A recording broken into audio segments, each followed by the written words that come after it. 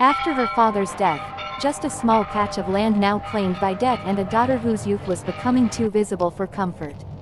In Kurdpur, a girl who lingered unmarried at 19 was like an unplanted seed. Everyone talked, everyone judged. That morning, a visitor had come to the house. His name was Imtiaz, a farmer from the next district, thin and sunburned, his hands calloused like bark. He was poor but known for his honesty, and he had come looking for a wife. The elders sat him down on the charpai under the neem tree, served him watery tea, and spoke in low tones. Rukhsar watched from behind the curtain, her heart a bird beating against the ribs of her chest. She did not understand why her mother's eyes glistened when the word, Nikah, was whispered, or why her stomach knotted when the mullah's voice carried over the wall. She only knew that her life was about to change, and she had no say in it. That evening, when the decision was announced, the sun had dipped behind the fields, leaving the sky bruised with red. Her mother called her close, hands trembling as she adjusted Rukhsar's dupatta. "He is a good man," she said softly, though her voice was unsteady. "He will feed you. He will not raise his hand. You must learn to be content." Rukhsar wanted to ask, but what about love?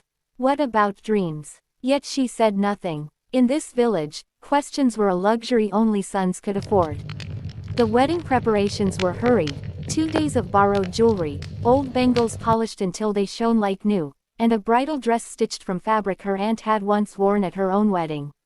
When Rukhsar looked in the cracked mirror, she saw a stranger staring back, painted eyes, trembling lips, a heart unsure whether to hope or to fear. Outside, the sounds of celebration rose. Drums, laughter, the smell of meat cooking over open fire. But beneath the noise, there was a quiet sorrow that hung like incense. Everyone knew the family's poverty, everyone knew this marriage was less about love and more about survival. When Imtiaz arrived with his relatives, Rukhsar kept her eyes lowered, hands folded tightly in her lap. She heard the murmur of voices, the recitation of vows, the scratch of the mullah's pen as he signed the document that would bind her future.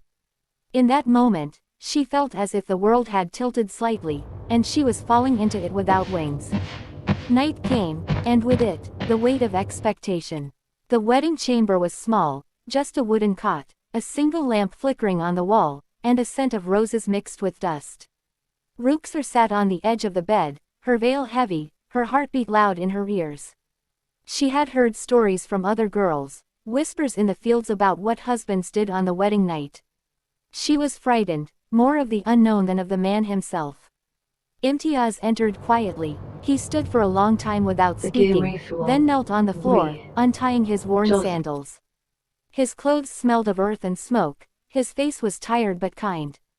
When he finally looked at her, there was no hunger in his eyes, only something unreadable, maybe pity, maybe understanding. He reached for the lamp, dimmed its light, and said softly, "You must be tired. Rest now." Rukhsar blinked, unsure if she'd heard correctly. Rest. Was this part of the ritual?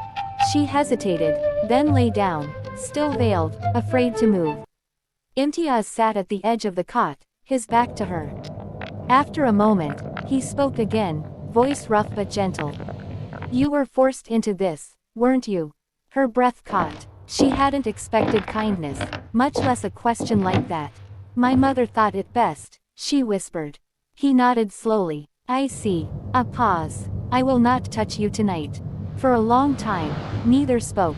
The night was filled with the hum of crickets and the far-off bark of dogs. Rukhsar turned slightly, watching his shadow against the wall. He was praying. His lips moved silently, and she realized with surprise that tears were slipping down his face. Something inside her shifted, fear giving way to something new, something fragile. When dawn crept through the cracks of the door, she awoke to find a folded note beside her pillow. It was written in uneven Urdu letters. "You deserve to choose when your life begins." There was money inside, small, but enough for travel. And on the table lay her wedding jewelry, untouched. For the first time in her life, Rukhsar felt both free and lost.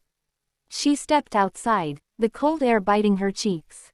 The village was still asleep, unaware that something extraordinary had happened in that little hut. A man too poor to buy his own freedom had chosen to give hers back to her. She stood there for a long time, the dawn wrapping around her like a blessing. Somewhere deep inside, she felt a seed of courage take root. Whatever came next, she would no longer live as someone else's burden, she would learn to live as herself.